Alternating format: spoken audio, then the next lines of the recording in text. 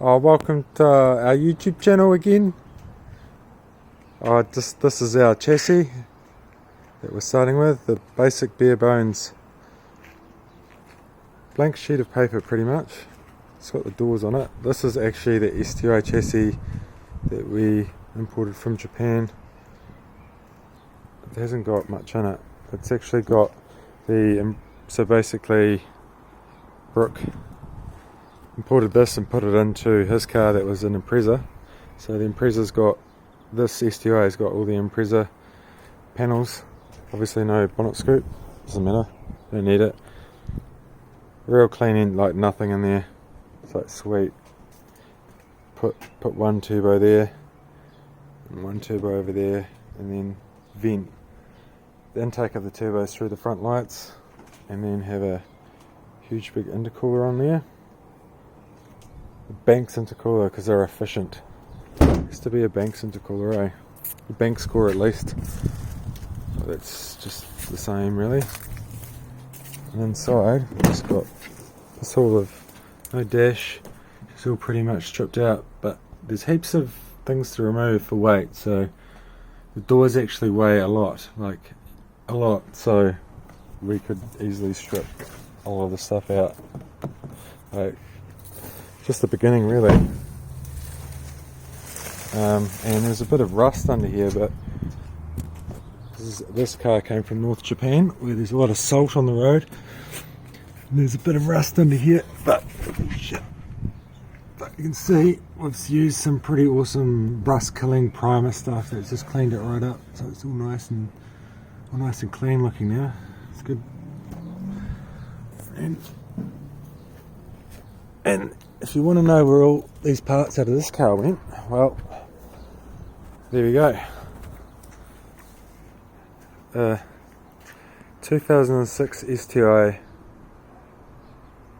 pretty much, well, it's an Impreza, but got everything STI in it. 285s all round, racing tyres, beautifully made flares from Russia.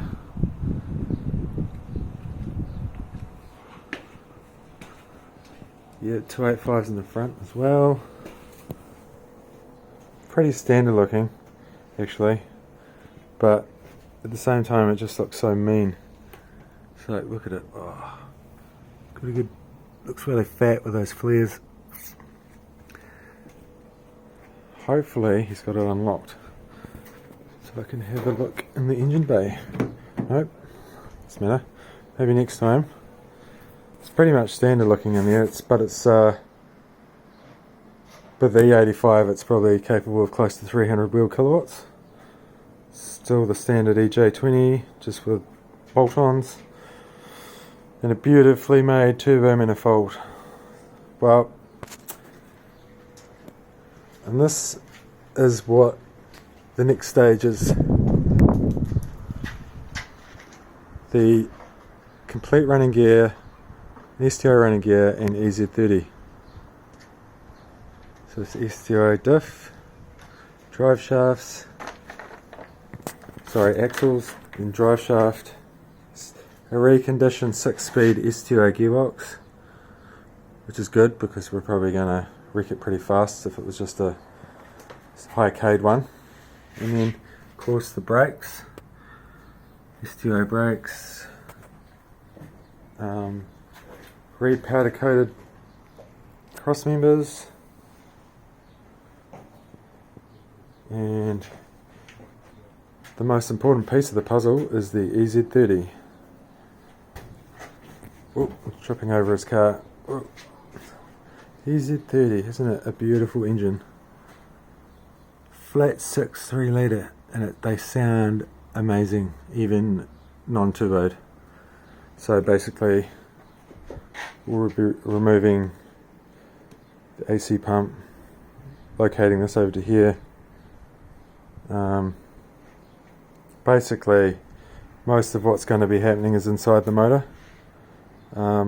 Closed deck, sleeved, Dayton sleeved, oversized forged pistons, forged conrods, blah blah blah blah. And of of course we get to keep this beautiful intake manifold because they can apparently handle a lot of boost. So we just plumb the old intercooler into that and we're away laughing. However, because it's behind the engine, I believe you need to rotate the intake manifold out so it comes straight out the front, and then you can come straight out down into a big intercooler, and then yeah, and then into your turbos, which is, there's not a lot of plumbing, so hopefully it won't be, it'll just reduce the lag. But we're only running TDO 6s, isn't it? TDO 5s, two TDO 5s, same exact same turbo on this, but two of them, so it should be up to 600 kilowatts at the flywheel. Not sure at the wheels, but depends on how spicy you want the tuning. And this is the rear bits, and we've still got a lot more bits to arrive. Clutch, flywheel, blah blah blah, lower cross arms. And Brooke, because he's an engineer and works at the engine centre, you can get all this stuff nicely made up, look like new. So we're going to obviously replace all these bushings everywhere, take the rubber out, no more rubber or nolithane, and adjustable. Well, those don't need to be, but we will have plenty of adjustability in the suspension. Shocks are still being made in America, hand built in America, to suit the weight distribution of our engine, because EZ30 and two turbos do add a lot of weight in the front, so they need to compensate for that. So it's nice to have hand built adjustable shock absorbers. And we just have a few other bits down here, like the E throttle. Don't really understand how that works, but whatever. Just random shit.